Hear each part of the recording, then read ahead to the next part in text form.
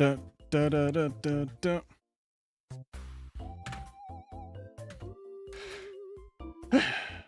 Hey guys, what's up? How's it going?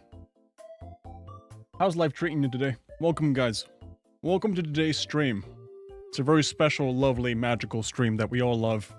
We're here sharing the good message that certain platforms are such amazing, wise, and you know, just overall good in their eternal wisdom that sometimes they make great decisions.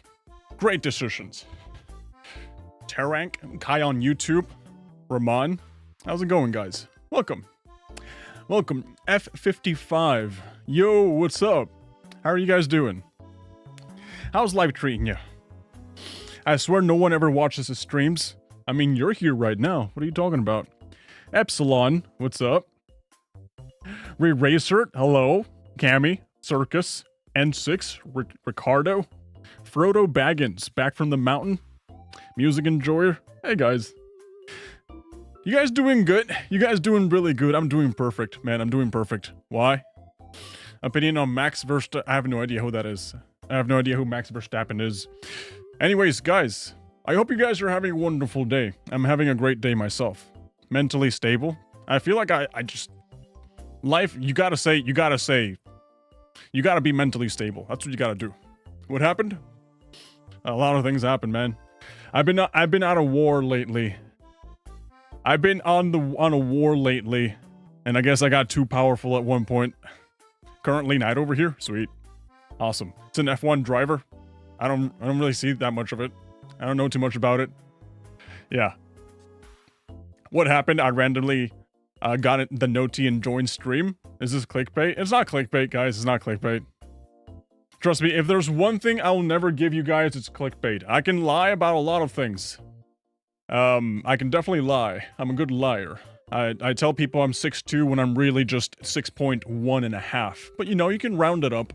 You can round it up, so that's fine, right? I tell people I'm charming and I'm handsome. When I just know at the end of the day I'm just a positively average guy. That's what I am. Not gonna lie, use you as my news source. I try to be pretty fair with my reporting. I try. Yeah, I try. Weren't you 6'8"? I think that'd be just too much, man. Yeah, I think that would be too much. 6'8"? I don't know. I don't know. Or at least a short about it? Maybe. Maybe. Fake it till you make it? Yeah, fake it until I get taller. That's a good strategy. That's a good strategy, man. No, he's 6'7". The only person I know who's within that range of 6'7", 6'8", I think it's Dr. Disrespect, right? The guy's just like unnaturally tall for the kind of guy who he is. Gang, didn't you actually have hair? I did. Yeah, I did. Actually, if you look at my profile picture on TikTok, this is me with hair. That's how I used to be. I don't do that anymore, though. Anyways, let me tell you guys exactly what happened, okay? Let me tell you guys exactly what happened, alright? So, I've been at a war with TikTok recently. Because, as you guys know, this is what my posts look like, right? Nothing really too crazy, nothing really too out of the ordinary. It's just your typical YouTube shorts that I make, correct? I'm just making little funny videos here and there. Right, I try to stay up to date with the news and share you guys, you know, a bunch of like news related events and stuff that I see that I find interesting. Sometimes those news get a little bit too into like the realm of censorship. And that's totally fine, you know, because I think it's a very important topic that I like to talk about. And apparently you guys like to talk about it too. But as of recently, a lot of like my videos that were related to censorship were getting demonetized on TikTok. Like, a lot of them just kept getting demonetized. I kept getting these notifications on my phone from TikTok going like, hey, your video got demonetized. It was like, hey, this video got demonetized. And it was always with like the same excuse. There was always like low quality. Like, according to TikTok, my videos are considered low quality. And I'll tell you guys exactly the justification that they gave me for that in a second. But that's the whole shebangle that was happening, right? Apparently, TikTok is the arbiter of what's considered good quality or bad quality, correct? So, every time I would get this notification that my videos were getting demonetized on TikTok, usually you have the chance to appeal. Usually you just go ahead and be like, hey, I think you guys made a mistake. So let me just go ahead and appeal. And that had been going on for a little while, you know, and sometimes my appeals would get, pirate software. Yeah, sometimes my appeal would get accepted. You know, it'd be like, okay, you know what? You're right. We made a mistake. That's part of it. Sorry. I'm sorry. That's just part of it. So what happened recently is that out of nowhere, the demonetizations of my videos started getting more rampant. I kept getting more and more videos demonetized. And if you guys see here, right, do you guys see here how there's like this little lock button? And there's a little lock button? This is me basically reposting and re-editing the videos because TikTok kept basically demonetizing and like nuking the video on the algorithm. I was getting shadow banned on the algorithm. Right, so for a while I had to like I had to post the video, realize it was not gonna get pushed by the algorithm to the For You page, and then I would get the notification going like, hey, your video's being demonetized. And I was like, okay, let me just private that video, change a couple of things, you know, and then just like re-upload it. And you know, this video gets 480 views when in reality it's a 2.3 million view video. And the same thing over here. PayPal is blocking. What is PayPal blocking? Don't know, but it's a censorship topic as well. And it's just like 381 views. So I just go ahead and repost it. And I would just like change a couple of things because I'd be like, okay, maybe that's, they don't like that there's like these type of thumbnails, you know, there's like girls there or something like that. Or maybe the Mario Kart background that I use is just a different one. So like, let me just change the Mario Kart background. Maybe that's a thing. I don't know. They never gave you a good explanation. And then that one got 122k views. This one too. Like Roblox is now 184. When re-uploaded, I get 2 million views. Right, so that's what's been going on for a while. I was fighting for that for a while. And they kind of stopped giving me nerfs in the algorithm. And for a while, they just started like outright demonetizing. And I would usually get accepted on the appeal. But up to recently, they started basically just not... they were just going like, nope, it's not gonna get pushed. Nope, even though you're getting the views, it's not gonna get monetized. And well, me seeing that, I was like, well, that sucks. I mean, at least some of them still get through. At least I'm making some money, you know, by uploading these videos. But while I was at the gym, I realized that I got this notification on my phone. I even uploaded it here so you guys can see. Right? I got this notification on my phone saying, your account has been disqualified. So now it's no longer your videos, you know, these videos get demonetized. No, now it's just like your entire account has been demonetized. It's been disqualified from the creator monetization policy.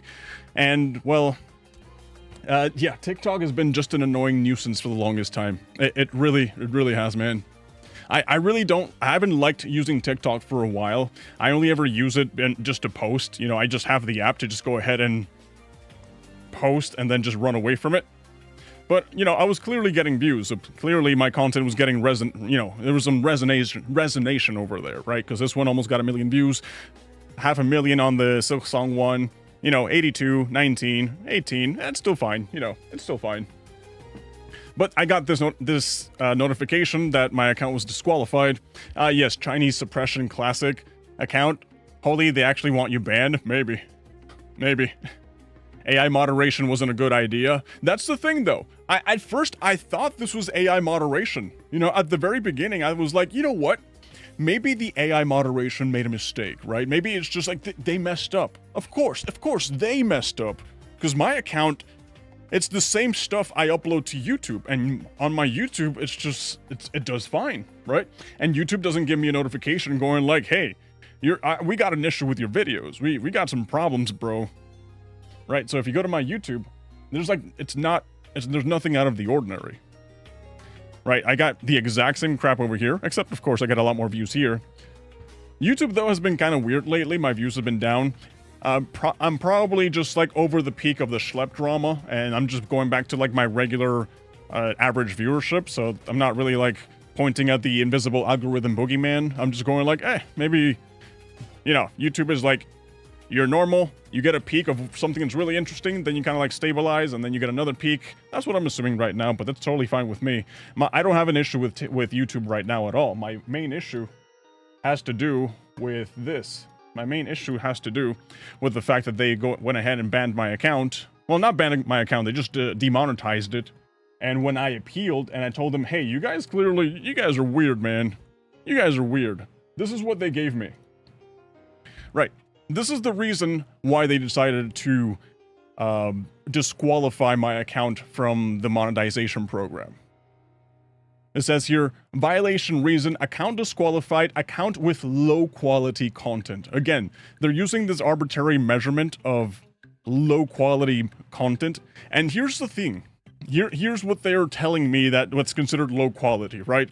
Your account contains content that uses formats, methods, or resources such as split screen videos, irrelevant reactions, slide formats, random shots, Q&A format, screen recordings, or black screens. These do not produce high-quality work, and your account is ineligible for the Creator Rewards program for violating the Creator Monetization policy. So they think, like, this is the thing. This is what I'm assuming is going through their minds. This is what I'm assuming. TikTok thinks that because my videos are split screen, like, I'm just talking about something at the bottom half. Let me just mute this real quick. Mute. And let me just put this over here. Right. I'm pretty sure that what TikTok thinks is that if I just refresh this. There we go. I know how to operate TikTok. Yeah, I'm pretty sure what TikTok thinks is that because my videos are split screen like this, they think that the bottom half is my actual video and the top half is just like a soap cutting video or like a Family Guy clip, or you know that type of video that's just like a very obvious split screen video that's just engagement baiting and like retention farming. I'm pretty sure that's what TikTok thinks my account is, which is just weird because I try to make it a personal note that yes, even though I have like Mario Kart gameplay in the background, I always have something of relevant information, or that you guys, just additional context on the top half. Like, I always have something happening here that's relevant to what I'm talking about, whether it's sources, whether it's just like the funny picture that's relevant to what I'm talking about, There's always something happening on the top half, even though Donkey Kong is currently in first place. Right, it's always like, that's just like, that's just the way I make my videos. But for some reason, TikTok says, hey, no, you got the soap cutting videos on the top half. It's the soap cutting videos. It's not good enough. That's considered low quality. So that's the thing that they tell me. See, and like I mentioned, in the past, I was debating whether like, okay, it's not really that's low quality. Clearly, the AI is making it a mistake or something. But the fact that I appealed and my appeal was reviewed by someone, and that someone determined, oh no, this is actually, wait a minute, this is actually a human determining that my account and the quality of the content I make is considered low quality. Yeah, someone clearly says, oh, something stupid. They really do think that my content is low quality, which I've seen much worse stuff out there, man.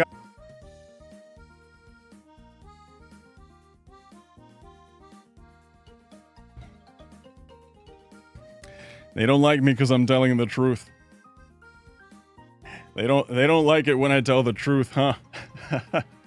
They do not like it when I speak the truth in front of them.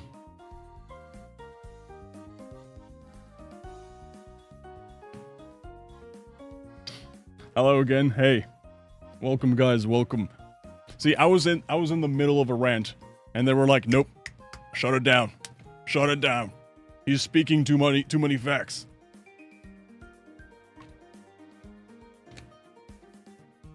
He's speaking way too many facts. We can't have him be talking like that.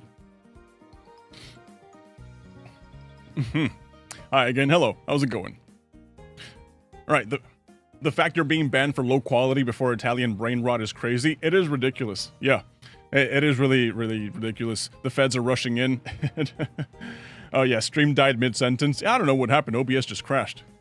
When bald men tell the truth, they don't like it. That's true. It's very true. They don't like it when bald men speak facts. They just can't handle the reality of the world. Something, something, something, Matrix, Matrix, Bugatti, Bugatti, Matrix. Something, something about women drivers. Anyways. Yeah. Unfortunately, that's just the situation that we're dealing with right now, you know? Unfortunately, that's just what we're dealing. Right? So we got demonetized entirely. The account is still up, unfortunately. Well, fortunately, the account is still up. The guy that reviewed the claim on TikTok stream sniped you? Most likely. Yeah, most likely that's what happened. That's what I'm assuming. The thing is that I didn't make my huge chunk of change from TikTok. TikTok did have a portion of the revenue that I make as a full-time streamer, content creator, YouTuber, whatever. That I did make a chunk of change here, but the fact that it's demonetized, well, that obviously affects into my my ability to make money. It sucks. It sucks. It's not going to stop me from making videos, of course. But I really don't know what to do with this.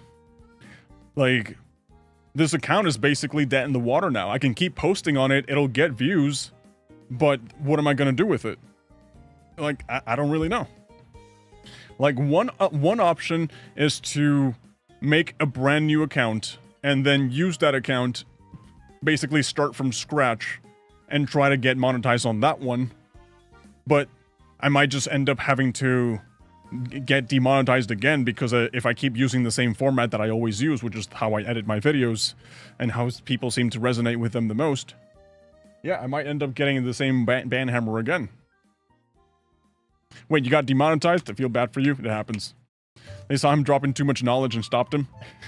Maybe that's what happened. Demonetization got me like, yeah, it's weird. It's weird. So, my options right now, make a brand new TikTok account, which I'm considering it because at the end of the day, well, this account is basically dead in the water. You know, once you appeal a demonetization and they reject it, even if you try to contact them again saying like, hey, I think you guys made a mistake here, they're gonna be like, whoops, GG, it happens. You know, whoops, GG, it happens. Because that's what happened when my other videos kept getting demonetized. So I'm assuming that even if my appeal gets rejected, they're not going to do anything about it. You got too powerful, so they tried to nerf you? Maybe.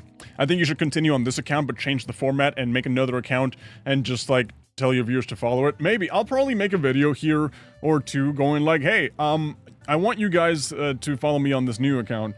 I just have to get to, like, I think it's 10,000 followers, so, like, 10% of what I have right here to be able to get monetized again. But, yeah, there's, like, no reason to continue making videos on this account other than to just get, like, free exposure, to be honest. That's just the reality of the situation.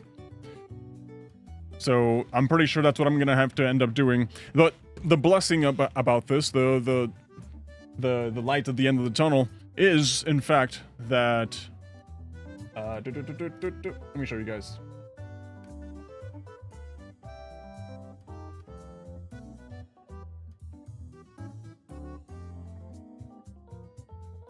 Yeah. So, the blessing at the end of the tunnel is that a lot of my videos that I make on YouTube, I've always made them to be 59 seconds or like a minute and 1 second, right? I always make my videos to be 1 minute, 1 second. And it's kind of hard because sometimes it feels like the topic is over at 50 seconds and then you have to figure out if there's a way to stretch it by adding more information or if it just cut it by then. Because the thing with TikTok monetization is that TikTok videos only get monetized if they're a minute long. If it's 59 seconds, 58 seconds, anything under 1 minute doesn't get monetized at all. Like, you make $0. But that would incentivize me to make all my videos at least a minute. And I still like making a minute videos, especially if I'm covering a huge range of topics and I'm like giving you guys a bunch of updates, right? But sometimes I feel like a topic is only as good as 40 seconds, and a lot of the times I would just like, because I couldn't figure out a way to add more valuable information to make it over a minute, I would just go ahead and like not make the video at all. So maybe this is a blessing in disguise, because that means I can make more videos and I can cover more topics on my YouTube channel, which I'm going to be doubling down on, you know. I'm definitely going to be doubling down on making YouTube videos to make up for the lack of TikToks, you know. So if I see a topic that's like 30 seconds long, 40 seconds long, anything that's considered still a viable short that's not just like brain rot content, I'll go ahead and make that. Yeah, I'll go ahead and do that. The schlep situation is crazy. The update situation is crazy. Man. Right, but it's only on TikTok, right? YouTube gives good cash. Yes, YouTube is the main money maker right now. You know what's funny? I've actually started considering video making as like a money making method. You know, when you're playing an MMO, you know, when you're playing RuneScape, World of Warcraft, and all these things, and you're like, okay, I'm broke and I gotta make armor.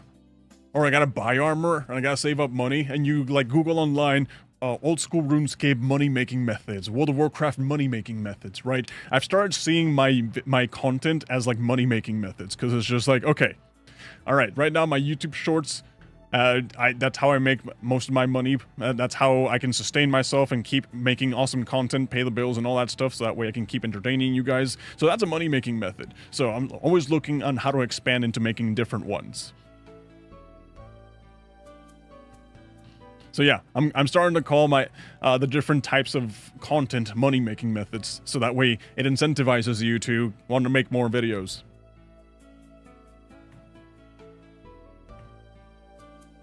All right, make a gaming channel. I have a gaming channel. It's dead in the water. It's 100% dead in the water. Yeah, you know, shorts is capped at 3 minutes. You can make longer videos. Yeah, but like realistically, who's gonna watch a 3-minute short? Seriously, who's gonna watch a 3-minute short, man? Right, some people treat YouTube monetization as a side hobby. They literally work 9 to 5.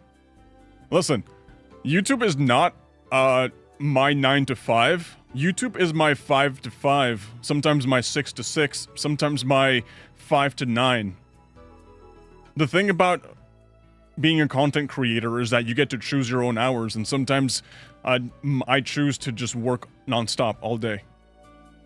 So yeah, unfortunately, I never have an end time. I just end when my body crashes out. Is there some kind of appeal? Yes. Yeah, so we already went through this. I'll go through it quickly. My account was disqualified from the Creator Rewards program because my content was considered low quality.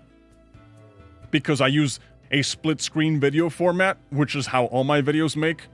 I mean, that's how all my videos are made.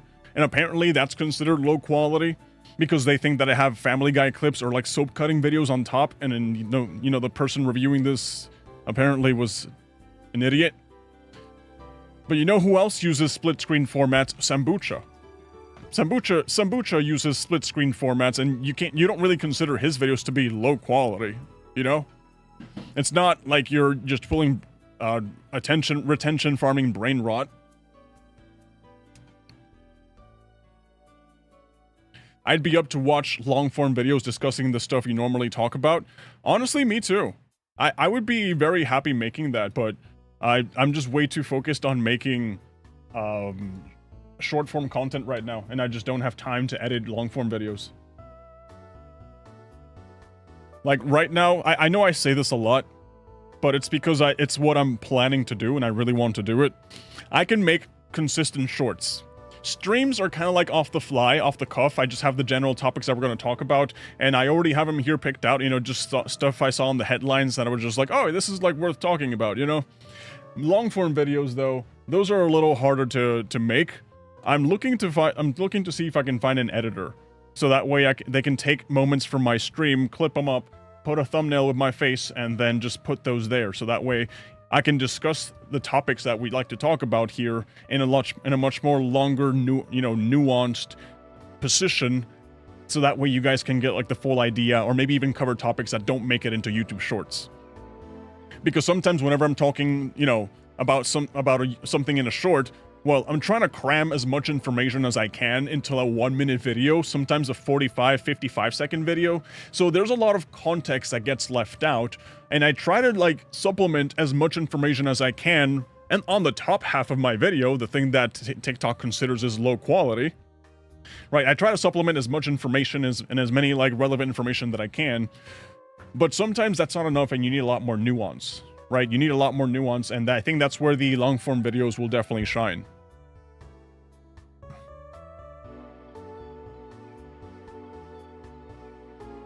Hey, Domi Gaming, what's up? How's it going? Man, F TikTok? Yeah, TikTok is weird. I mean, honestly, wasn't there like a new app supposed to show up? By the way, have you ever gone back banned? No, I have not. Nope. I have not. It's funny because the TikToker, it's really A1, literally uses Fortnite clips and gets big time cash. Yeah, I'm just genuinely confused, man. I'm just genuinely confused. It feels like somebody was targeting my account. Obviously, it's just... I'm pretty sure I'm just such a nobody at the grand scheme of things that I highly doubt that there was like a targeted attack against my content in specific. I honestly doubt it. Maybe because I was maybe because I went on a binge talking about censorship. See, I was always like censored, and maybe TikTok. Well, maybe TikTok didn't like that I was talking about so much censorship topics. So maybe that's why they decided to like take action against my account. Who knows? This is all speculation here. Have you ever played Have you already played Silksong? No. Silksong? No, I haven't played it yet. I love the research you do for your videos. Thank you. I appreciate that. I try. You know, I try. I try. If there's one thing I liked is making sure that what I'm talking about, I at least know enough for me to be able to make a video on it and be confident that I'm not just spewing out crap, you know? I don't like these videos where you're just talking about, hey, I just saw this headline and I didn't get any other information other than just reading the headline. But yeah, TikTok needs to censor their attitude.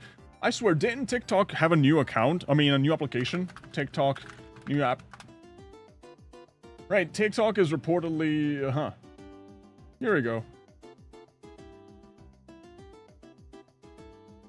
Wasn't this supposed to happen? TikTok is building a new version of the app ahead of expected US sale.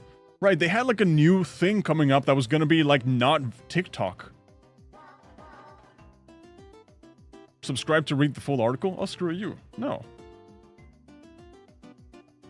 Yeah, TikTok is reportedly developing a new standalone US version of its app, literally internally codenamed M2 to comply with the US divestiture law, with a planned September launch and phase out of the current app by March 2026. Well, we're currently in September. Maybe this is just them prepping. Maybe everybody's getting mass demonetized on TikTok because of this. I don't know, man. I don't know. But yeah, the strategy right now is to just go ahead and make a brand new account, and if they do release this brand new app, I might as well just get over there too. But I'm gonna be honest with you guys. I'm gonna be perfectly honest. YouTube is like the best one. YouTube is genuinely the best application. I genuinely enjoy YouTube. I genuinely enjoy the community that we have on YouTube. I think that this place is great.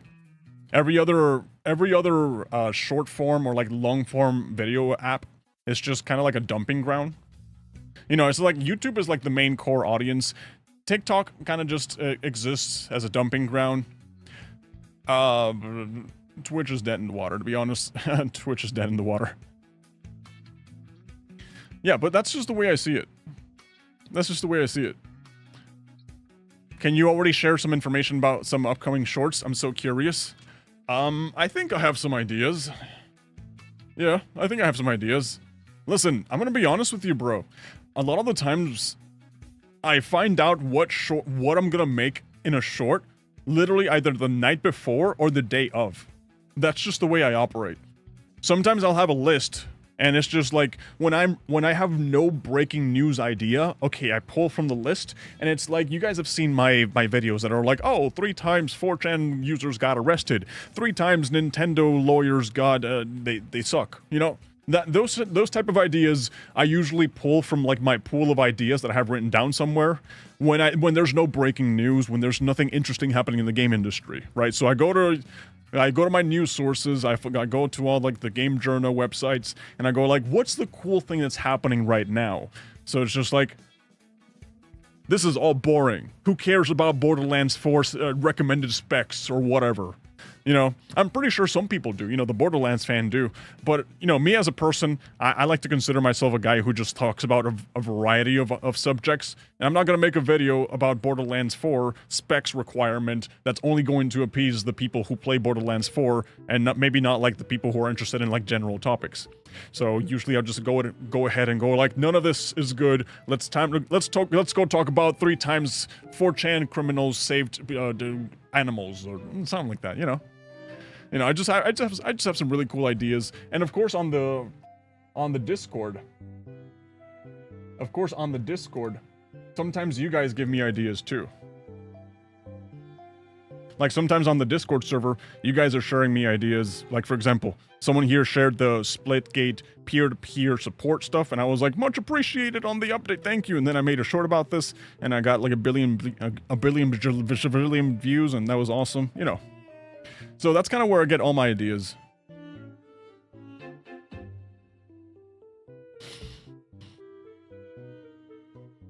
Holy, you ain't got no schedule. Yeah. Yeah. Like, I can respect people who have everything lined up, but when you're mostly talking about breaking news or just like things that just happen, being the first one to talk about it is kind of important. So yeah, if I find out that something interesting happens, I can't wait 4 days to make a video on it. So I kind of just go with the water.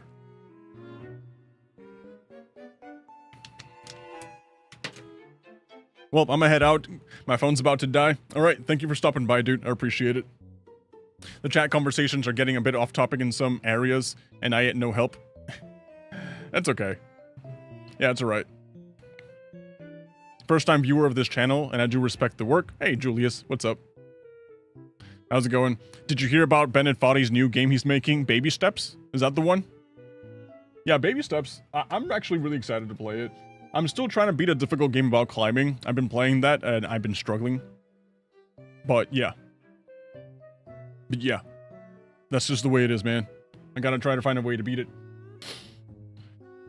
Alright. But let's go ahead and talk about this stuff that I found here that I just thought was genuinely interesting. Like, for example, a reseller in the UK purchased roughly $10,000 worth of proto-game stuff that was mistakenly recycled by Sega. When going to sell the goods, the seller's home was raided by UK police and the consoles and carts were illegally, allegedly, seized. Like, I was looking into this and I was like, holy crap. Holy crap. That's actually pretty interesting. Like, let's go ahead and read through the article together. At least just, like, the important tidbits. But this one is... Man, they are sending the police to just steal things that you legally acquired via purchase. Isn't that insane? Yeah, Sega accused of using police to recover Nintendo dev kits it had negligently disposed of. Man. Yeah, it says, earlier this year, we reported on a fundraising drive by the nonprofit preservation group Video Game Preservation Museum to save a collection of undumped GBA, DSi, and 3DS games that were at risk of falling into the hands of private collectors. This haul of games included prototypes of titles such as Sonic Chronicles: The Dark Brotherhood. I didn't even know this thing existed. Is this like a bait? Is this game real? I've never heard of this game. Yeah, I've never heard of this game. Then again, the Nintendo DS, I didn't buy too many games when I had the console. That's real and not good. It kind of sounds bad. It reminds me of this Naruto game. Naruto Hurricane Chronicles. Yeah.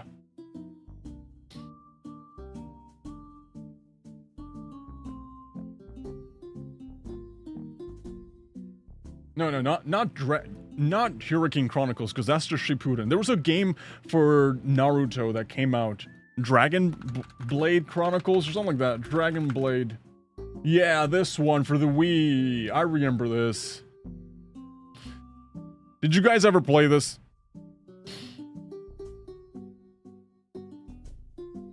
Naruto Shippuden Dragon Blade Chronicles? For the Nintendo Wii. That's kind of what it sounds like. It's kind of like those derivative kind of video games that kind of just exist just to slap a character in, you know, just to slap the Naruto franchise in. Because I played this, my brother got it, and I saw him playing it. I played it a little bit too, and I was like, this doesn't feel like a Naruto game. This feels like you just got a random generic game and slapped the Naruto IP to it. That's a mouthful of a title for a game. Yeah. Naruto Shippuden Dragon Blade Chronicles. Looks like a bad Pokemon game. Yeah. Do you guys remember Star Fox Adventures? You guys know Star Fox Adventures, right? For the Nintendo GameCube.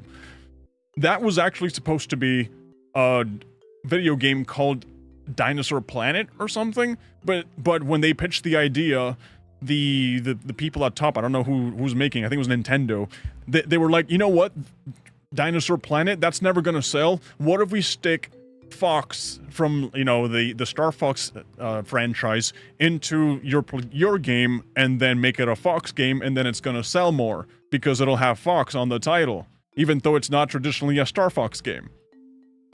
I think that's what they did over here. They just took a random video game and they were like, this is not gonna sell, so let's just stick Naruto in the cover and hopefully it sells more copies.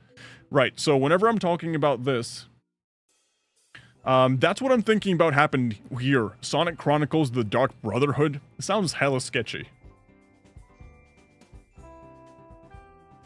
And then we also have Sonic Generations. Okay, this one's fine for the 3DS. Rhythm Thief and the Emperor's Treasure. Right.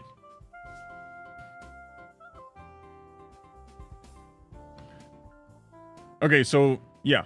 So, the Hall of Games included prototypes of all of these games, and most exciting of all, an unreleased Nintendo DS version of Rhythm Thief and the Emperor's Treasure. We just saw that one.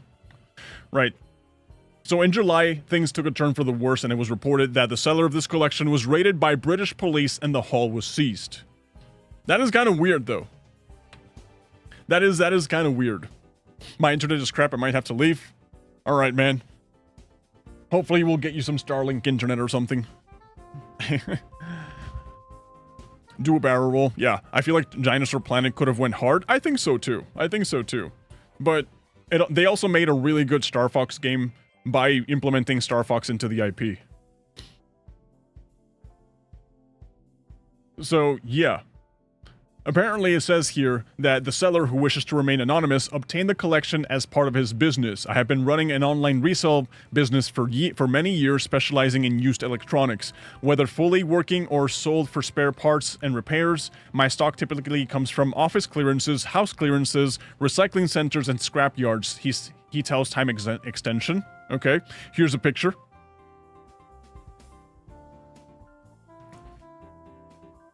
Right, so these are all the old dev kits that the developers were using to like make the game. Interesting that they would just have all these things lying around. UK is going crazy on everything online gaming related right now. It is. It's so weird how things are changing so fast. Rhythm Thief is a game I haven't heard in years. I honestly hadn't even heard about it ever. Yeah, so during a visit to one of his regular scrapyard contacts, a removal worker arrived with a van load of items that had been reportedly come from Sega's office clearance. So, from what I understand here, Sega was clearing out an office that they were not going to use anymore, and they were just throwing all this stuff out. They were just like, hey, we're not using all this stuff, so alongside sofas, fridges, and other office furniture, it would appear that a large number of development consoles were present. I agreed a deal to purchase the consoles with the intention of reselling them online. So this is already established, you know, they were already talking about this. They were like, hey, well, I'm gonna do this with the things that I'm going to buy from you. Is that okay? And they were like, yeah, sure, go ahead, man.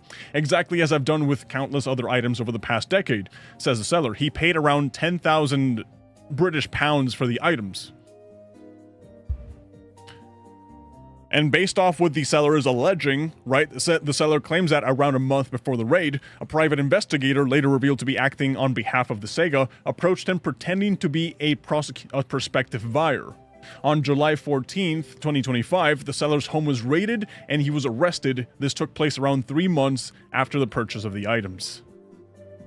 So yeah, just imagine, you go to a clearance sale. You go to like a Goodwill, maybe you go to, I don't know, a garage sale. Yeah, I think garage sale is like the best example, right? Imagine you go to a garage sale and you're like, hey, I found a Super Nintendo. Wow, at this garage sale. And they just have developer kits, you know? Oh, they got developer kits. Oh my God.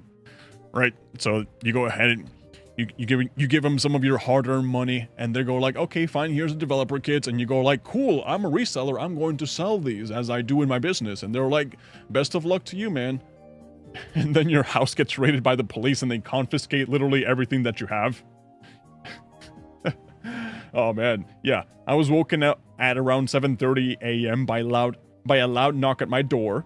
The seller tells us when asked to recount the day of the raid. When I opened it, I was met by approximately 10 officers from the City of London Police. They informed me that I was under arrest for money laundering and that they were there to seize development kits and game cartridges. That's awful, man. That's awful. Okay, he continues. I remained polite and fully cooperative throughout. In fact, during the late police interview, officers even expressed gratitude for how helpful I had been. I voluntarily disclosed that there were 2 additional consoles in my car, which they had not yet discovered. Big mistake on his part. Yeah, I was arrested and taken to Bishopgate Police Station, where my DNA, fingerprints, and photographs were taken. I was placed in a cell for around 8 hours. When interviewed, I explained clearly and truthfully the nature of my business, how I had lawfully acquired the goods, and that I had paid around 10,000 British pounds to a removals worker handling Sega's office clearance. I also explained the due diligence steps I had taken to satisfy myself that the resale was lawful. Yeah, so instead of arresting actual criminals, they're arresting people lawfully conducting business. And look at this stuff. Yeah, obviously this is the sort of stuff that me as a Sega bro, a Sega employee, I definitely don't want to just throw this out. Right? I definitely don't want to just throw this stuff out, especially if we're talking about prototypes, especially if we're talking about dev kits. And look at all this stuff, man. It's interesting, isn't it? It's very interesting. But apparently Sega just after they found out that somebody actually bought the stuff that they negligently threw out, they were like, you know what? I don't know about that. I don't know if I should go ahead and do that. Hey, Steven. Hey, Osumi. What's up? What's it good?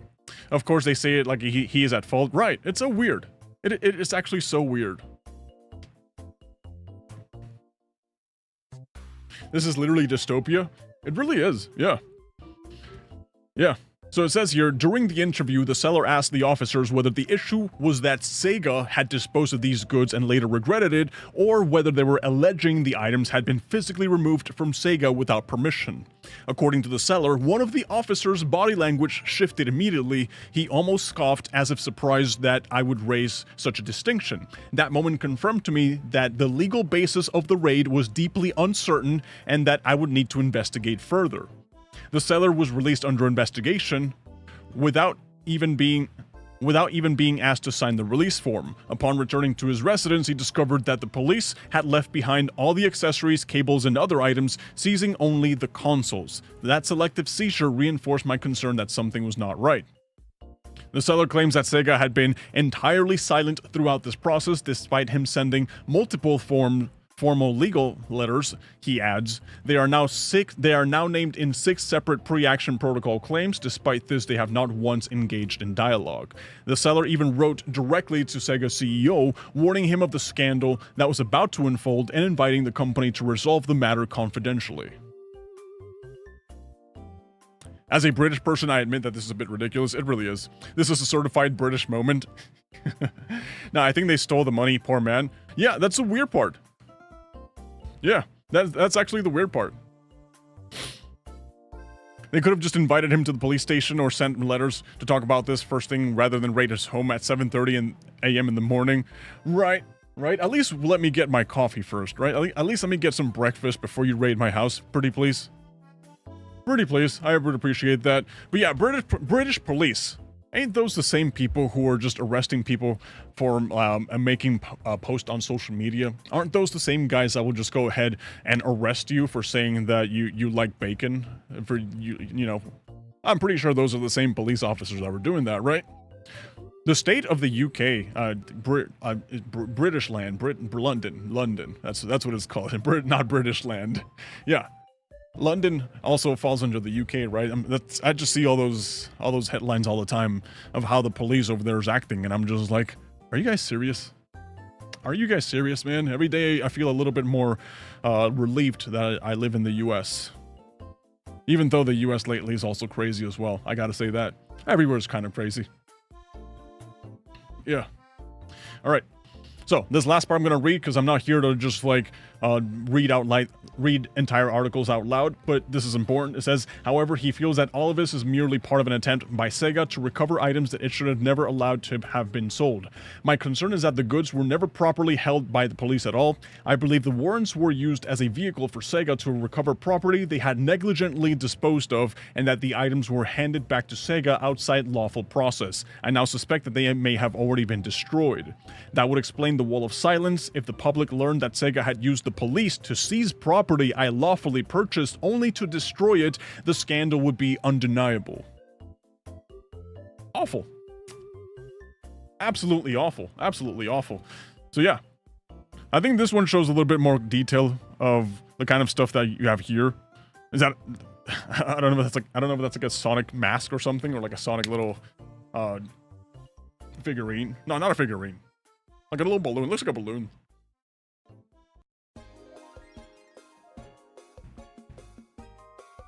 As a British person, we are cooked. I didn't know Heavy from Team Fortress 2 was British. That's weird. So yeah, man. This is kind of weird. Devout. How's it going? There's a lot of unrest in the country. And there's a lot of unrest in the world, man. There's a lot of unrest in the world. Not just in the country. Now that Heavy is a spy. Okay, now is the spy British? I don't know. I'm British, but I'm glad I don't live there in the UK's cooked right now. It is pretty cooked. It feels like everywhere you look, something's different is happening, man. Something different is happening. But yeah, here we got the dev kits. We got the games. This is a rumor. This was posted back in July. And we're basically just retelling the whole thing. How they found the dev kits. Oh wait, we got DMs here and everything. It says, we've been advised to give them a chance to respond before we go public. I think this is fair. As soon as I can share, the rest I shall.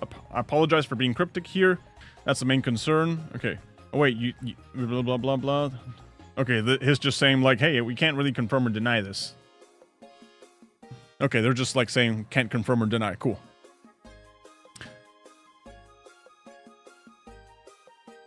Did Kuwait, Indonesia now actually ban Roblox? I think they did. Yeah, my country was attacked by 23 Russian drones yesterday. I'm sorry about that, man. Wait, is the Mario song / theme supposed to be retention? I seen it from Royal Pear in his live streams. The Mario song and themes supposed to be for retention? I don't know what you're talking about.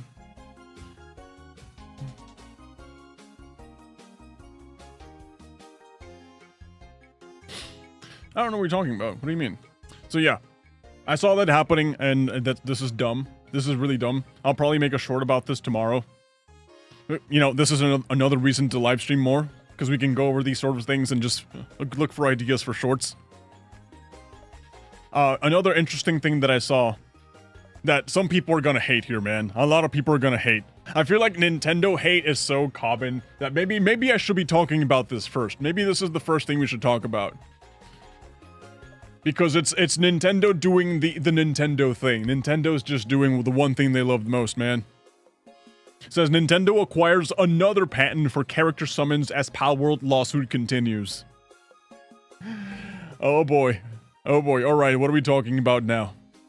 What are we talking about now?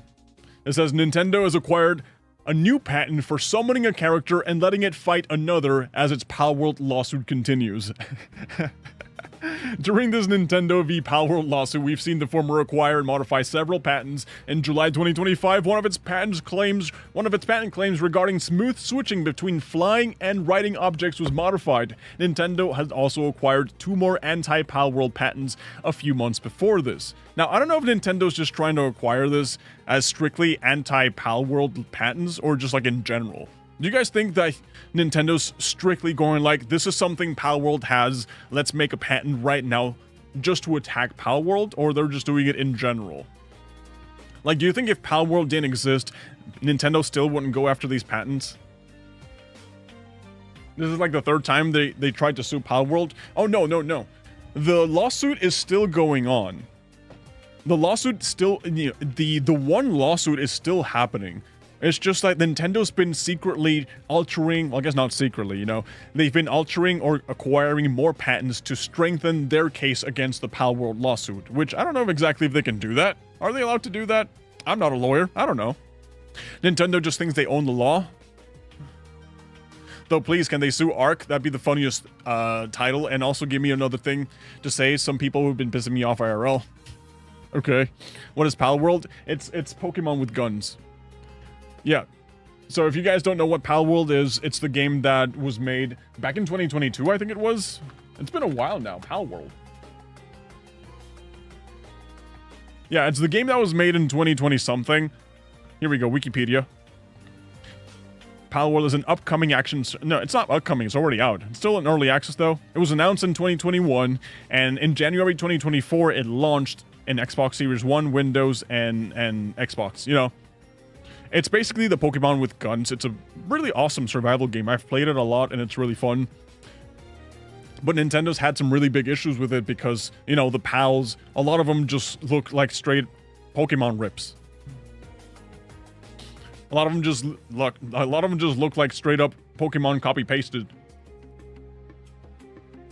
Okay, Sega, Sonic, here we go. So that lawsuit's been going on for the longest time. Pokemon is mad because Palworld is doing better than them. Okay, no, let's not go that far though. Let's not go that far. Palworld is not doing better than Pokemon. Palworld, I think that Nintendo sees it as a threat to Pokemon, but Pokemon is still the best-selling franchise in the world. Palworld is just a minuscule percentage that managed to get some staying power.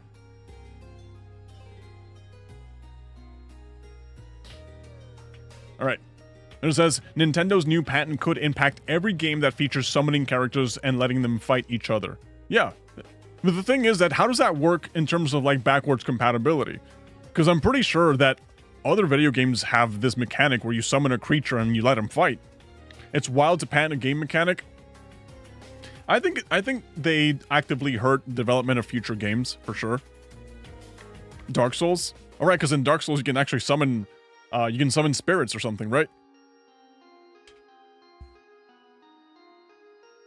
Okay, it says, Nintendo now owns US patent number, that's a big number, which is related to the smooth switching or writing objects. Additionally, a week ago, Nintendo was granted US patent number big number, which is related to summoning characters and allowing them to engage in combat against one another. The first patent could impact Pocket Pair if they win the lawsuit against Nintendo in Japan and want to revert to their previous smooth switching of writing feature, as the patent would be in effect in the United States. Okay. Will you ever play Helldivers 2, Steven? Probably not. I don't know. I feel like I'm late to the train for that. I feel like... I don't know. I don't know how I feel about this, honestly. Because having this patent would obviously affect a bunch of different video games. Not just Palworld, like they mentioned here. But you can only blame Nintendo so much. Because Nintendo, yeah, they're the ones submitting these patents. But somebody's got to be approving them, man. You know that how the way patents work is that you write down a potential patent, you send it to like the US patent department, the Department of Patents, whatever it's called, right? A patent officer then reviews the patent and goes like, okay, this is cool, we will say yes and approve it, or no, this is dumb, we will deny it. So... yeah, Nintendo's kind of dummy for continually submitting all these patents for gameplay mechanics, but somebody at the patent office has to be approving all of these. They gotta have a man on the inside, because I'm pretty sure that for every one patent that gets approved, there's gotta be hundreds of them that get denied, man. So I'm pretty sure that anyone who's familiar with video games could probably look at this patent and go like, this is dumb. Why does Nintendo need this? A lot of other video games have this mechanic. Why is Nintendo the only one who gets to approve it? But they still approve it anyways. It's weird. I hope they don't go after games that aren't similar to Pokemon, but with set mechanic. I don't think they will. I don't think they will, Dami Gaming. Like, from what I've seen, based off past experiences, Nintendo likes to protect their IPs. The way that Nintendo works is that they're very defensive. They rarely ever go on the offensive. They're always defensive. So whenever I see them getting all these patents, it's as a defense mechanism. So that way, if someone threatens their reign, that's when they take action. For example, Pal World was very open when they first came out, going like, oh, we're copying Pokemon, by the way. Oh, this is Pokemon with guns. I mean, obviously they didn't say it like that, but you could see how brazen and how bold they were at the fact that they were imitating Pokemon and trying to capitalize on the Pokemon fame. So Nintendo's response was almost retaliatory in that aspect, because Nintendo was like, well, if you're gonna directly try to rip off our model and try to, like, you know, just use these cute creatures that, to be honest, if you look at them side by side with Pokemon, you're like, okay, you guys are kind of copying a lot of the things that we do here. That's when Nintendo takes action. But traditionally, from what I've seen, a lot of patent mechanics that Nintendo owns, they actively don't enforce them unless they're a threat to the Nintendo ecosystem. Because games like Temtem, for example, which is another creature capturing game, I remember seeing somewhere that they also do violate a lot of, like, patents that Nintendo owns, but Nintendo actively doesn't do anything about it because Temtem is not a direct threat to Pokemon. So as much as we like to call out Pokemon and be like, wow, Pokemon, Nintendo, you guys are the bad guys, they could be a lot worse. I will say that. Nintendo could be a lot worse if they decided to actively try to enforce all of the rules and all the protections that they have. They could take down half of YouTube if they wanted to, you know? So we do have to give them some grace in saying, like, okay, you guys, you could be worse. You're still assholes at the end of the day, but you could be worse. And at least in this case, they're actively doing some shady stuff to try to just screw over Pal World even more. To be honest, what does Nintendo have against emulators? They're actively protecting their IP. That's like the excuse that they always give. But at the same time, they don't give us an opportunity to be able to, you know, enjoy the classic games that we want. I think that the thing with Nintendo is that they don't want you emulating because they want you to use their emulators. I think that's like the big thing. They don't want you using the Dolphin emulator. They want you using the Nintendo Switch Online emulators on the Nintendo Switch 2. That's what I think. Nintendo be suing anyone. They quite sued a grocery store because they had Mario in their name. Yeah, sometimes Nintendo will do stuff like that, and I'm like, that's ridiculous. Why are you doing that?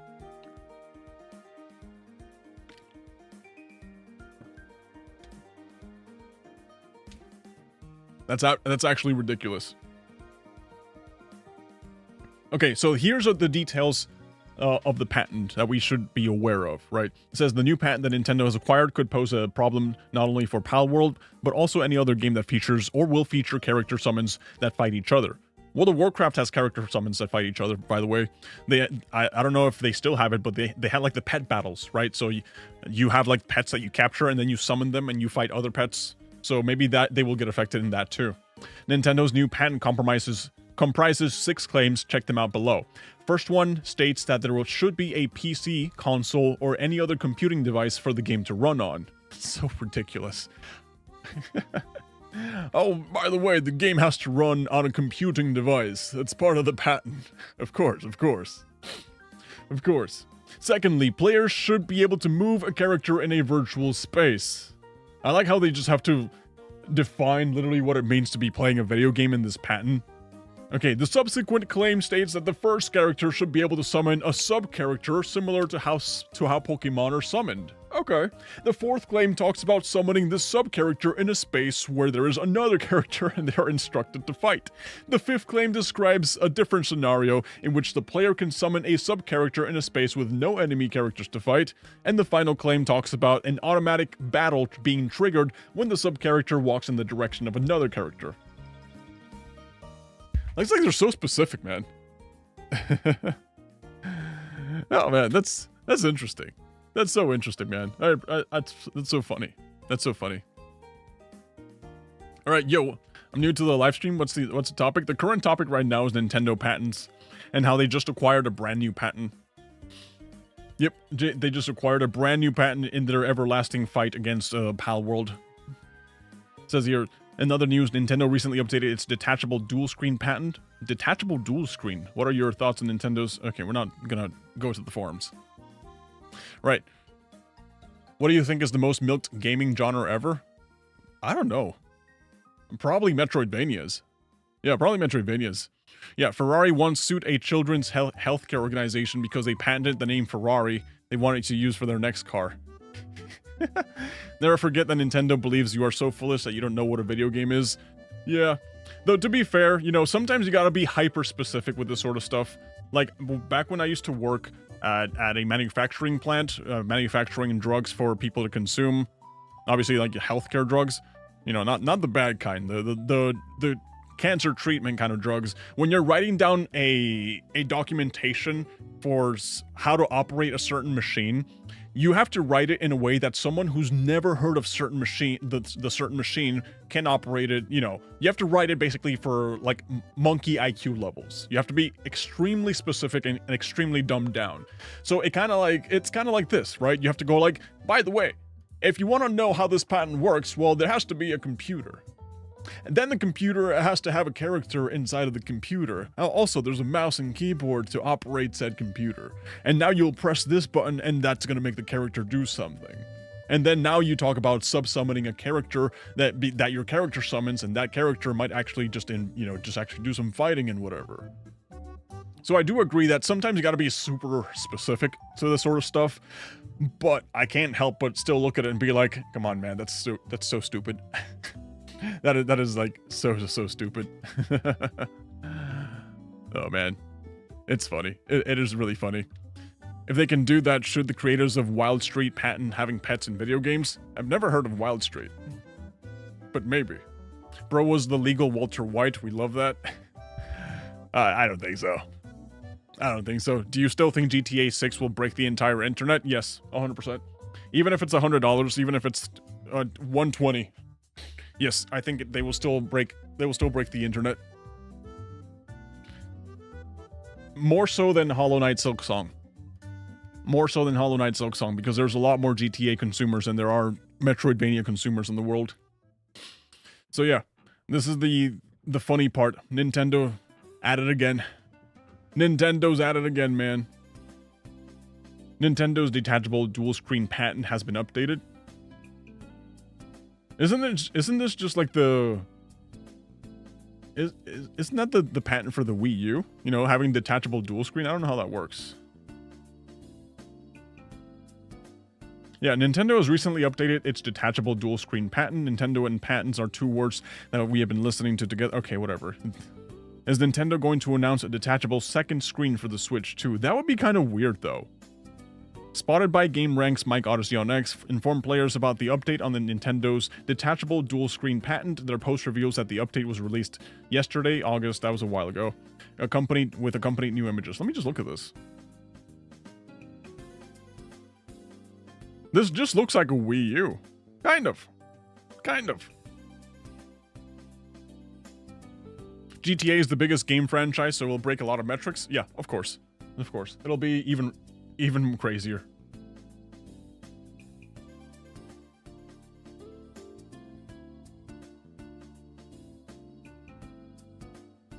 I wonder how this is going to attach, if they're actually going to do something about this. I think it's talking about the DS, Steven. I don't think they're going to come back with the DS. Yeah, what are they going to do? Release another DS? I don't think so. Wii 3DS? A detachable screen that you can attach to your device kind of sounds like you have your Nintendo Switch 2, and they're going to sell you an attachment to connect your Nintendo Switch 1, and lo and behold, you get the Nintendo Switch 3. There you go. That's the genius of it. Instead of just coming out with a brand new generation console, it's kind of like when they announced a PS4, and it was just two PS2s duct taped together. I'm pretty sure that's what they're going to do. That's the whole plan here. Get your Nintendo Switch 2. Bring out your Nintendo Switch 1, which you haven't sold yet. And I haven't sold mine either. Put them all together, and then just duct tape them together. The union will double the processing power and also double the screens, of course.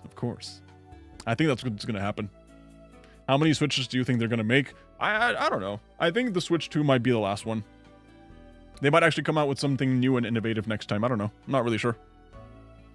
That would be dope. Another DS. I don't think they're going to come out with another DS.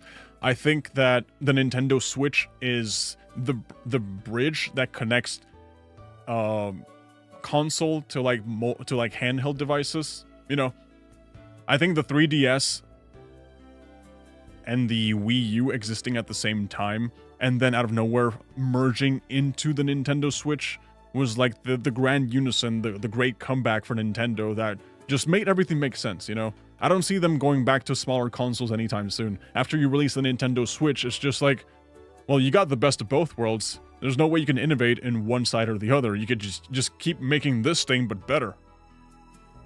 You just keep making it this, but better.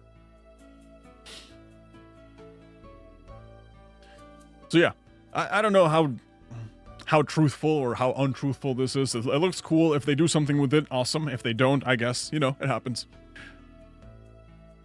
It happens. You're going to need a special glue or clips to put them together, which you can only buy from Nintendo, and they're going to sue anyone with the same clips. Huh. Huh. Huh. Huh. Imagine that. Actually, didn't they say something? Didn't Nintendo do something with the Nintendo Switch 2 where you're only allowed to use authorized USB cables so that way you can plug the Switch 2 to like the TV?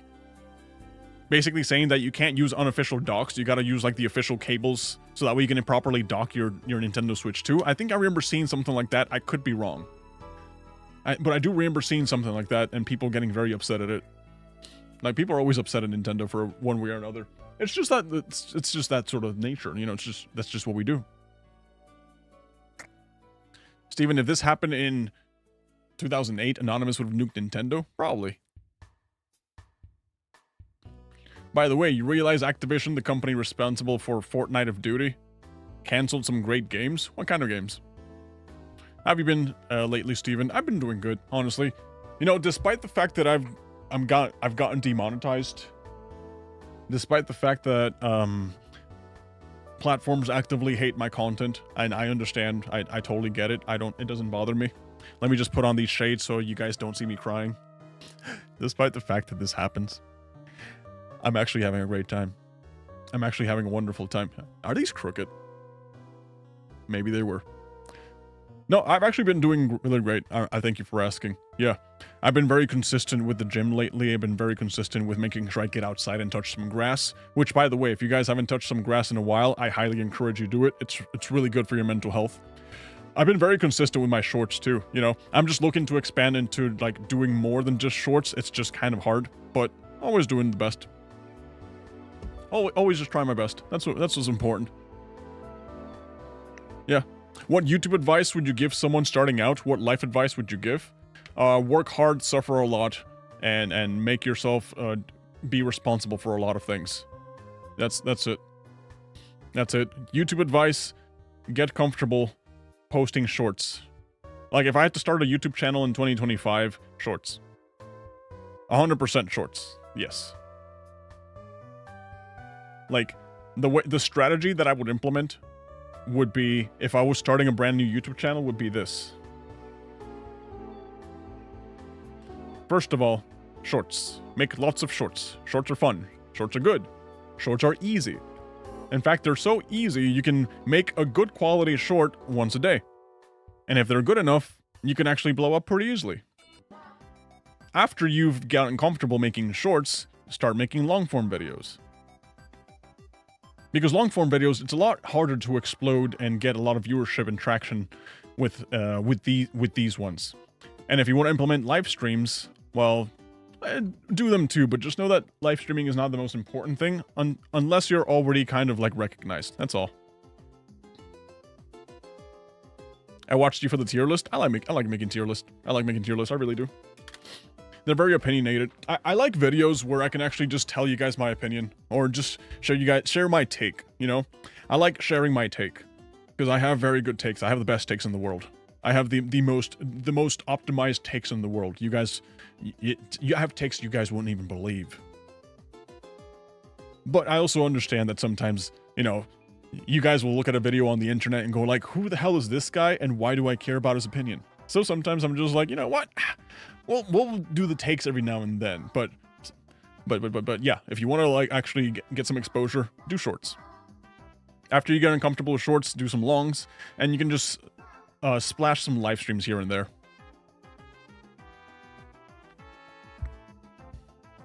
Your shorts are so good, they have become trousers. Trousers.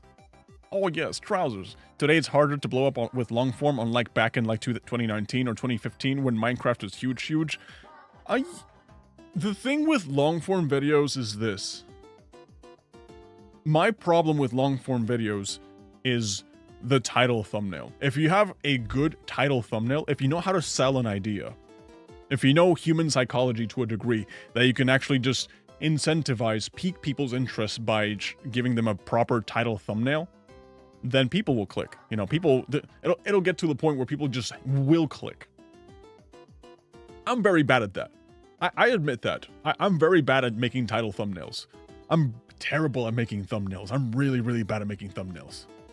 But I know how to make YouTube shorts, and that's why I'm focusing on making YouTube shorts. How about Penguin Zero? He's a special case. You should not base your worldview around the exceptions. You should always try to follow the rules. That man is a freak of nature, and I mean that in the best way possible. He's grown and exploded in popularity through years and years of hard work and consistency to the point where now he can just show his face and people will automatically click. But yeah, man's a freak of nature in the best way possible. But for the regular people, and especially for someone who's just starting out, title thumbnails mean everything. This means absolutely everything. And you know, I tried these formats because it's just like, maybe these will work, you know? But I'm just very bad at title thumbnails. I admit it. I'm not the best at them. That's why I make shorts, because shorts don't need title thumbnails. I can make really good hooks though. I can make really good hooks. That's it. Right, make a tier list with the worst countries with their online safety laws. I mean, they're all kind of bad, to be honest. If we're talking about the worst countries, or like the worst online safety acts, they all try to achieve the same thing. You know, their end goal is always the same. Censor people. That's the one thing they're trying to do. On a different topic, Haru Urara from Umasume has died. I did see that. I did see that. I saw that. I haven't played Umasume, so I'm not really like too into the lore. I'm not too into it, but I saw that and I was like, damn, that's like the one horse I always see people talking about. That's so sad. That's so sad. It's kind of interesting, you know. I think Umasume is bringing back the bronies. You know, because it's like ponies and horses. We're bringing back those people who are obsessed with like pony people. Still waiting for Umasume's stream, Steven. One day. One day. One day for sure. Rate dead video games on how good they were. Bro, I think I've already done that like a million times. I think I've already done that. Like, I think I've milked that more than anyone else. Yeah, I think I've already made shorts on that. Let me see. If I go here and write dead. Ranking dead games from my childhood. Which dead battle royale deserves a comeback? Live service games that died really fast. Ranking dead games from my childhood. Which dead hero... Is this the same video? Which dead battle royale deserves a comeback? Which dead hero shooter deserves a comeback? Fixing the dead BR issue. Bro, trust me, I've milked the dead game concept, I think, enough. I understand that. Yeah, I think I've done that. Hey, I exist. Now what happened? TikTok demonetized me. What happened? Here's what happened. This is what happened. This is what happened. So guys, because I've lost my TikTok source of income, please like, subscribe. I'm not asking you to donate money. I'm not asking you to become a YouTube member. Just like, subscribe. That's all. That's all. That's all I want. Also, if you have Twitch and you have Twitch Primes, throw them my way. I'm honest about that. My Twitch is pretty dead, but it'll still accept Primes. Right, how did chat discover JustSaySteven? I discovered him the first time on Danny when he wasn't bald. Oh yeah. Which one? Was it the Danny left YouTube, or like the ranking every game by Danny? Or was the Danny made the coolest game, or how thick was Danny's crap game, or the Danny games tier list, or the truly bad games made by Danny, or the first time survived, or playing every Danny game I can find? Oh man, I'm a milker, man. I am a milker. I will accept that. I have no shame in admitting that. I find what works, and I say, okay, clearly people like this, so let me keep talking about it until people don't like it, and then we move on to the next thing. That's the secret about being a YouTuber. You guys were asking for YouTube advice. Find what works, and you do it until it doesn't work, and then go like, okay, let's try to find the next thing that works. But of course, don't just lock yourself into that thing. You know, don't just do that. Like, for example, a good use case that I want to talk about here is the schlep situation. Okay, for example, my first schlep video was here, right? And I got like 4.8 million views. I was like, oh, that's a lot of views. Whoa. Right? But I didn't want to just talk about schlep. So my strategy was like, talk about schlep. Talk about something not related to schlep. Talk about schlep. Give an update. Talk about something not related to schlep.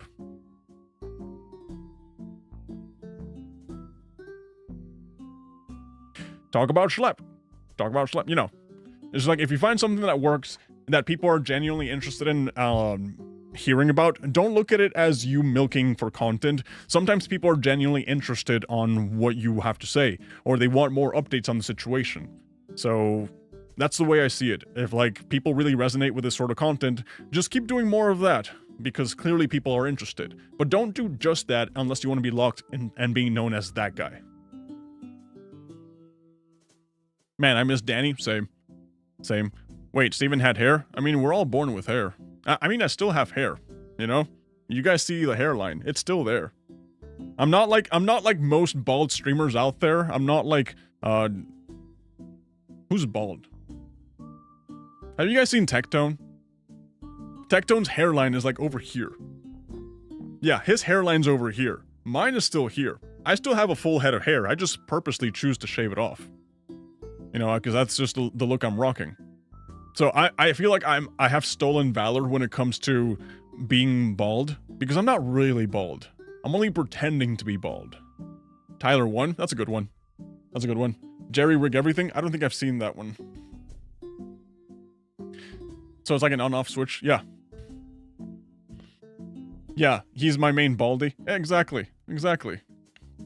Yeah. So, those kind of people, they're truly bald. Like, they have no option. That's just the way they live their life now, and that's fine. I have stolen valor. Dan TDM. Oh, it's so interesting seeing Dan TDM. It's so interesting because if you go to his, like, videos, right? If you go to his videos, man, his thumbnails, you go to his oldest... Let's see, when did he start using his face?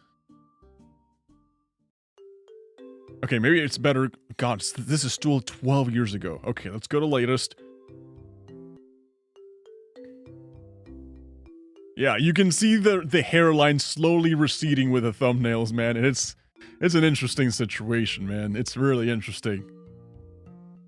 Hey, Philippe, what's up? How's it going? It's an interesting situation because you go here, right? This is 5 years ago, right? 5 years ago. Look at that hairline. This is 4 years ago. Here we go. You still got the hairline and everything. Pretty solid hairline, handsome hairline right there. Correct. It's fine. It's fine. And then you jump to... That's 3 years ago. You still got it. It's kind of receding. Like you can look at it on the little corner over here, right? You can see on this little corner, right? The hair starting to pull back slowly, because that's just, it's just nature. That's just the way it works.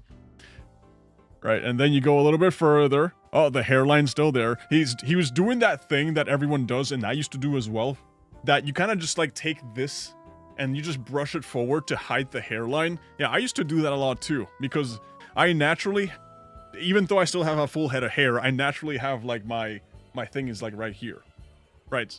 I just got like the Vegeta M, like a very pronounced Vegeta M. So I would just take my hair here and just like brush it forward, kind of like how he does here, to kind of like hide the hairline. Right, and then we have this era where he's like, yep, the hair's gone. I'm not a particular fan of this hairstyle, to be honest. I don't like it on myself.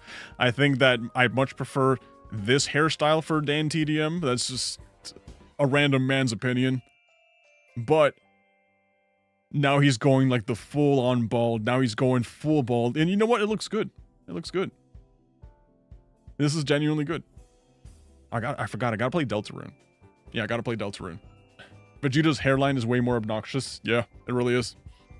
It really is. Do you think the Stop Killing Games initiative will be successful?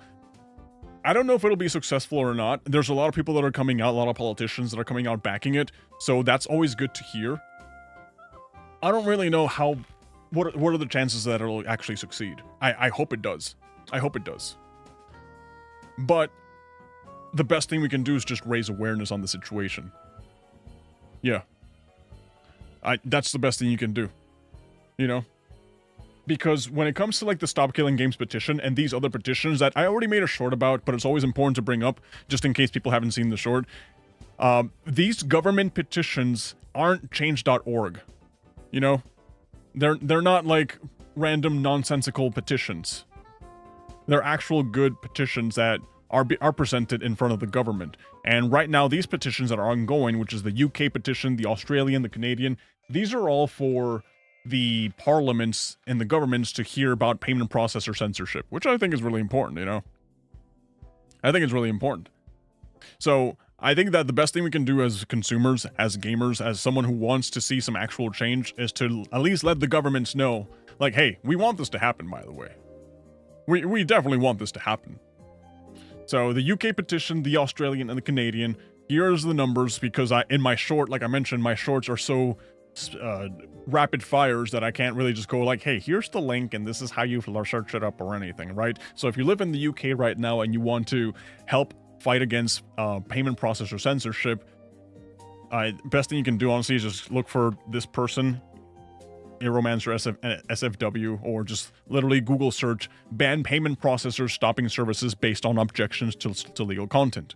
Right? Government should legislate that payment processing companies may not place stipulations on use of their services regarding sales of otherwise legal content, and if they do so, must face legal penalties and must remunerate, that's a word, platforms and individuals for lost income until service is restored. So this one currently has 6,800 signatures. I hope we can get a lot more of that, because that way, at 10,000 signatures, like I mentioned, it's not a change.org petition. This is an actual, like, hey, at 10,000 signatures, the government will respond to the petition. At 100,000 signatures, the petition will be considered for debate in Parliament. So if it gets enough attention, it's something that will get considered, and if enough people bring awareness to it, then cool, awesome, we can get some actual change done. You got a Discord, I assume? Yeah, just check in the description of the live. Yeah, just check on the description of the live and it should be there. In fact, I'll check for you, because if it's not, then that's a fail on my part. Right, here's my stream. Here we go. Yeah, watch live, join Discord, follow me on Twitter. Yeah, it's right there. Cool. All right. Does using a VPN work when signing a petition? I don't think so, because I think you have to give you. I think that the way the petitions work is that you have to give out your address or something to verify that you actually live here. Because with the Stop Killing Games petition in particular, they have to verify that these signatures are valid. So it's not like you can just log in from a UK VPN and just sign. You know, they have to actually verify that the signatures are from valid users.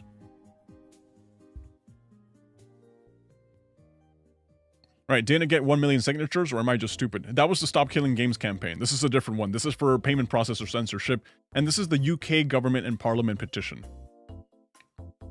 You also have the petition EN7799, and this one's from Australia, the Parliament of Australia, to stop Visa and MasterCard from dictating access to legal content, which is also really important. It says Visa and MasterCard control payment processor market in a monopoly. Actually, it's a duopoly, but that's, semantics. That is not regulated in the least. These companies openly dictate access to services, sales, or operations of legal items, just like the typical stuff. Signature count. This one currently has 5,999 signatures. It doesn't really say how many signatures you need just for the parliament to be able to hear the situation. I don't really know, but this one has almost 6,000, which is pretty Gucci. And then we have the Canadian one, which is, if you guys live in Canada, I feel like there's more Canadian ones. Hi. Hey, Pickle Cookies. How's it going? And yeah, the Canadian one is the E6695, which is for consumer protection. It says Visa, MasterCard, and other payment platforms have been leveraging their power over consumer ability to purchase legal content. Just the same thing. Just the same thing. The Gooners are the main people you don't mess with when it comes to when you come after the adult games. It's also not just about the Gooner games or anything, right? It's just really not about just the Gooner games. The whole situation happens because why should payment processors have any say over what sort of video games I'm allowed to buy or not? Right? Why should they have any sort of authority over what payments are considered, NSFW, while at the same time being perfectly fine with charging money for like OnlyFans subscriptions or anything like that? It's selective censorship, so that way they can actually be the ones dictating what the people are allowed to consume. And it's ridiculous. It's absolutely ridiculous. Good, we need more payment processors because only having 2 is not really that great. True, but also setting up a payment processor requires billions and billions of dollars, I'm pretty sure. Why does Fortnite streamers look so generic? I have no idea. Genuinely no idea. Right, an update on the Schlep situation. It reached 2,800,000 votes. That's a lot. I feel like I said that wrong. Or, yeah, payment processors aren't your parents to control what you do, lol. Exactly, exactly. And the thing is that, when it comes to like the payment processors, they're almost like necessary. And there's no way in the modern age that you can just go without having to go through either Visa or MasterCard. Like, you can't just go about your day or like, oh, I can just completely cut off Visa and MasterCard, because most of the banks operate with them.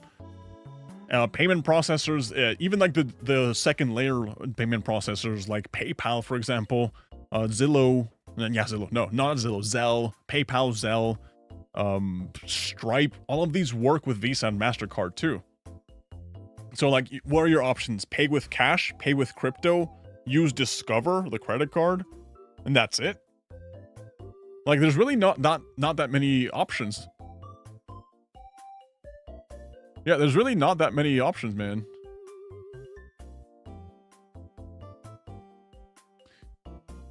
Yeah, I'm new here. What's going on? Honestly, just talking about payment processor censorship. That's it. Yep. And just payment processor censorship. Crypto's a good option, untraceable, but also it's kind of difficult. Yeah. Cryptocurrency is also kind of difficult. It's also kind of difficult to use. It's also kind of difficult to be able to process. It also depends, because which cryptocurrencies are the ones that are acceptable, which ones are not. We don't know. It's also very unstable. Yeah, exactly. It's also very unstable. So yeah, these are all the conversations, all the topics that we've covered right now. Unfortunately, we've been through a lot, man. We've been through a lot. Right now, the main issue that we're struggling with is the payment processor censorship. Bitcoin. Especially with all the rug pulls happening. True, but Bitcoin it's kind of stable. It's kind of stable. Yo, new here, happy to be here. Rip to Charlie Kirk. What happened to Charlie Kirk? Oh, thank you for the super chat, man. I appreciate it. Thank you. I deleted PayPal because they were pulling the same stuff. I'd do the same thing with Visa if I had a choice. Yeah, that's the thing. You don't have a choice. You really don't have a choice. You're just actively forced to be able to work with this stuff, man. You should archive the stream. I mean, all my streams, yeah, all my streams get archived on my YouTube channel. Like, if you go to my YouTube, if you guys ever want to rewatch my YouTube stuff, yeah, you just go to my YouTube channel, go to live. All my live streams are there.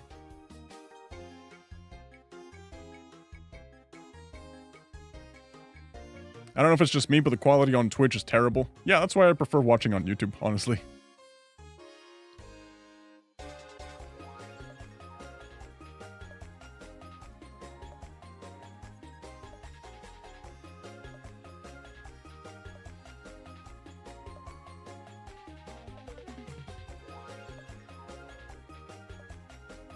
Wait, this happened? This literally just happened? Breaking news, conservative commentator Charlie Kirk, 31, has died after being shot at an event in Utah. An appalling assault on free speech and democracy. Charlie was always welcomed debate with anyone. This is disgusting. That is insane. That is ridiculously insane. Wow. That got shot at Utah Uni by student. That is ridiculous, man. Oof. The world's getting to be really scary, man. It's getting to be really scary. Things are getting really violent. It's like people suddenly lost the ability to be able to just properly communicate and have different opinions. That is insane. That is genuinely insane. That escalations are happening like this. That is just genuinely insane that escalations are happening like this, man. Like, I remember a time where you could have different opinions, especially like different political opinions against anyone else, and you kind of just be like, okay, sure, that happens. We both have different opinions, but we can still respect each other. We can still understand that we're different people. But right now, it's just getting to the point where things are just so violent. Things are literally getting so violent so fast. Like, it's to the point that people are escalating, you know, just going straight for death threats. Welcome to the 21st century, where you have different opinions gets consequences. Yeah. Yeah, that is a very sour situation, man. That's awful. At some point, 4chan will seem civilized. That's the thing. 4chan definitely seems much more civilized than anything that's happening right now in the political space, man. Yeah, definitely. The thing is that when you look at the core of the things that 4chan has done, sure, they do some really messed up things, you know? 4chan, like, for example, there's the people that get arrested on a daily basis. Oh. Patrick Kang sent 10 memberships. Oh, thank you, dude. Thank you. Thank you, dude. I appreciate that so much. Thank you.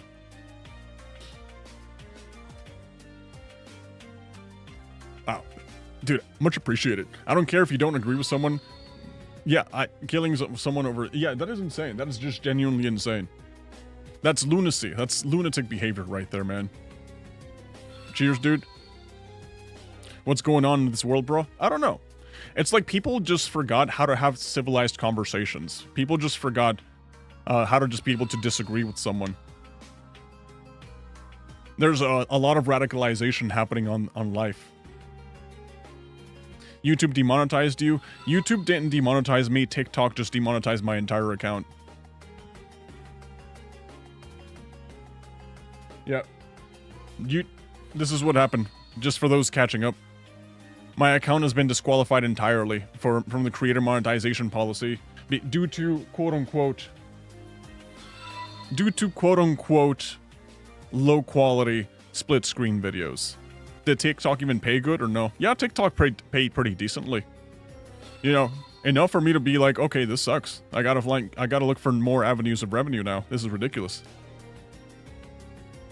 Can you remonetize your TikTok account? No, I already submitted an appeal and they said no. Yeah, I already submitted an appeal and they said no. Like almost instantly too. They were like, nope, no appeals for you. Sorry.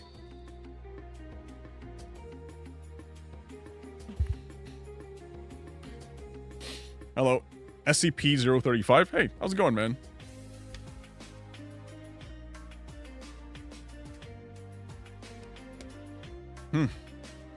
Mainly on Twitch with all the politics. Yeah, there's a lot of radical people on Twitch.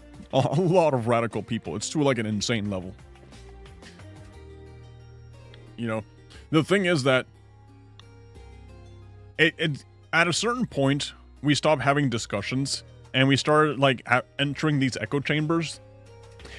And the more you enter an echo chamber, the more radicalized you become. Because all you hear is that one opinion, and when that one opinion is only, oh, this person's the devil, this person is terrible, this person's bad, the other side is bad. I don't care which side we're talking about.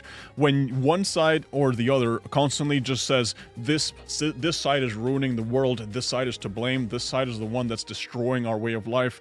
Obviously, it's gonna radicalize a couple of unhinged lunatics and have them act and do some really nasty things in this world.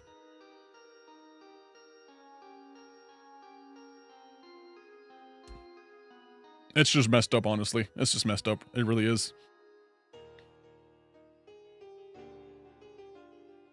Do you think it's possible there could be a platform that could be a competitor to YouTube? I don't know. Rumble? Rumble is, kind of there. Rumble exists. That's the thing.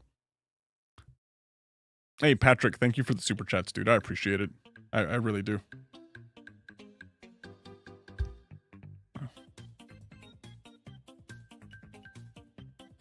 Right. Why can't people discuss without it being messed up? I don't know. I honestly don't know.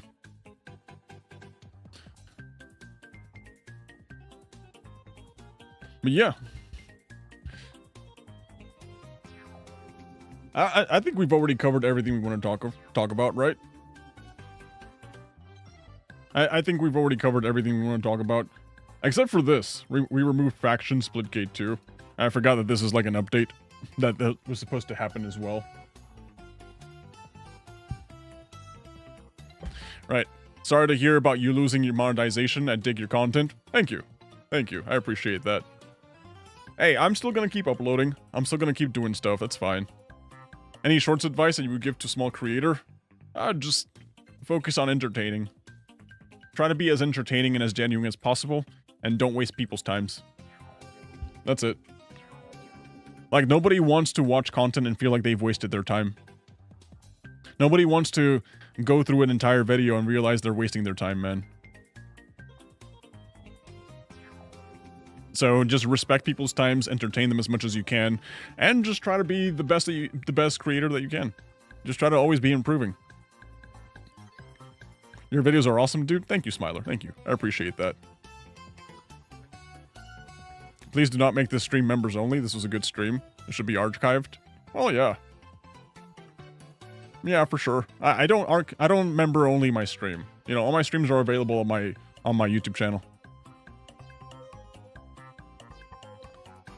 I found a YouTube short that is 19 years old. Whew. Well, the thing is that with YouTube shorts, whenever they rolled out the YouTube short, everything that used to fit the format automatically got turned into a YouTube short. That's the way it was. So it's not like YouTube Shorts suddenly just existed and suddenly started existing 19 years ago. You know, they just did like a rollback of every video that was at least a square format, or sometimes even like the vertical format. They just retroactively got turned into YouTube Shorts, which made it kind of annoying because you guys have seen the YouTube search algorithm. Yeah. If you've seen the YouTube search algorithm lately, I feel like you always have to like completely, like the first thing I do whenever I'm searching for something on YouTube is I do this. Let's look for something random, right? Let's look for Splitgate.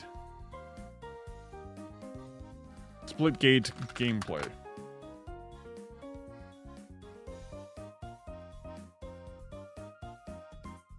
Right. Whenever I look for something, I automatically always go to videos. Because that cuts off all the shorts. Because sometimes you'll get shorts up here. Sometimes you have shorts like this. But a lot of the times, when you search for something, all you do is like, all you get is shorts like in a vertical stack, you know? If they don't have these videos, they just give you a lot of shorts. So whenever I'm using YouTube search, I usually search for something and then immediately go to just videos. Because I'm never looking for a short. I never look for shorts in specific. Yeah. I always assumed you were 33. Yeah, I am 33 years old. Yeah. Yeah, random cat guy. Hello, how's it going? Arrived just now. This YouTube channel got demonetized, or what did? And how much impact does it have? Radio Stone works. The YouTube is fine for now. My TikTok account got demonetized. Permanently demonetized. So I'm definitely gonna make a new account. I'll probably tell the other people from my other TikTok to just follow me. Because, yeah, my current TikTok account, which is this one, is not gonna make any more money. I got kicked out of the creator rewards program for being quote-unquote low quality. Which is just dumb. It's dumb. So ridiculous. What are you playing right now? I'm not really playing anything right now. Oh, how bad is it? I don't know. I don't know. It's just bad. It's just genuinely bad. Genuinely bad. All right. Are you gonna play that climbing game today? No, not today. I'm not interested in playing the climbing game today. No, thank you. No, but I want to see what Splitgate 2 has to say because they removed factions. It says it right there. We removed factions. I don't understand exactly much about it, so I'm just gonna skim through it and see what are the main changes for the game. Hey guys, I'm Ian Prue. I'm the CEO and co-founder of 1047 Games. This is the guy who wore the hat, make FPS great again, by the way. This is the guy who had the major controversy that some people argue is the guy who killed Splitgate 2, like just killed all the hype before release. Hey everyone, I'm Matthew Chatanoff and I'm a product manager here at 1047 Games. And this is our first video recapping our August playtest. And so hopefully this is the first of many playtests to come. And as a reminder, the reason we do these playtests is really we want to test these changes, right? Before we just go out into the wild and make a bunch of drastic changes to the game, we want to get your feedback. You know, we've always been about community and we want to make the best game possible for you. And so this is kind of our way of doing that. There are so many battle royales that didn't follow this, Rum Royale being one in specific, that they just went ahead and didn't try to get any feedback or anything from the community. They were just like, oh, let's just try nerfing and buffing and nerfing and nerfing and buffing. And that's honestly what killed Realm Royale. And I'm pretty sure I can point out to a bunch of other different video games as well, that they all had the same issue happening. Like, they all had the same issue. Testing big changes like factions, no factions, time to kill changes, more portals, no rounds, all these different things that we tested. That's really what this is about, is getting your feedback to make sure we can make the game for you. Yeah, absolutely. And we can't overstate how valuable your feedback is. So let's just go ahead and skip to like the important stuff. Pretty much every single map added portal walls, made some portal walls bigger, added some floor portals, vertical portals, portal jumps. And really our key here was we wanted it to be easier to flow and easier to fly. Two of the maps in particular that we saw a lot of positive feedback on were Frontier and Grit. Okay, so they just added more portal walls. Really connected yeah, that one of the main concerns from the original, from the transition from Splitgate 1 to Splitgate 2 is that the portaling in Splitgate 1 was much more awesome. It was much more fun. Like, it was actually genuinely fast-paced, and there was a lot of options to move from. And one of the main critiques was that in Splitgate 2, not only was the portal movement slowed down, but also there was a lot less places for you to be able to just throw portals around. So people were kind of upset by that. Top floor and the bottom floor with that level portal. We also added a portal jump. We saw a lot of positive feedback of just how you can now get so much more momentum on the map. We love getting momentum. And Grit in particular was another one that was very well received. It was a little bit more subtle in terms of the number of changes and additions, but each corner on Grit, we removed these walls and added portal walls instead, and it just really helped solve that feeling of claustrophobia. Okay, so we got that happening. Cool. flow and playlist changes. I'm assuming that they're just going to change the different type of like game modes and everything. Have you heard of what happened in Utah today? Yeah, that happened. It's insane. It's genuinely insane and horrible. Frustrations with melee, factionless. This is the part that I care about. Just like the factionless stuff and abilities as power-ups. Like the rest of the stuff is just genuinely positive changes. This is the one I actually am interested in. In this playtest was testing the removal of factions, and we're really happy to say people loved it. So we actually saw 3 times as many people said they preferred the game without factions as preferring it with factions. And obviously this is something that has been controversial since our announcement, really, was the addition of factions and everything that comes with that. Yeah, absolutely. And just to add to that, you know, our original intention with adding factions was to add more strategic depth to gameplay. And I think it did to some extent, but I think a lot of... So they're removing the hero shooter aspect of the game. Like, one of the main critiques for Splitgate 2, especially just from the trailer, was the fact that they were trying to make it a hero shooter, right? So obviously they were trying to jump on the bandwagon, just try to keep getting different factions, as they call it, right? Different heroes, different abilities, and people with the hero shooter fatigue, they were like, oh, more hero shooter stuff? Come on, man. What are we doing here?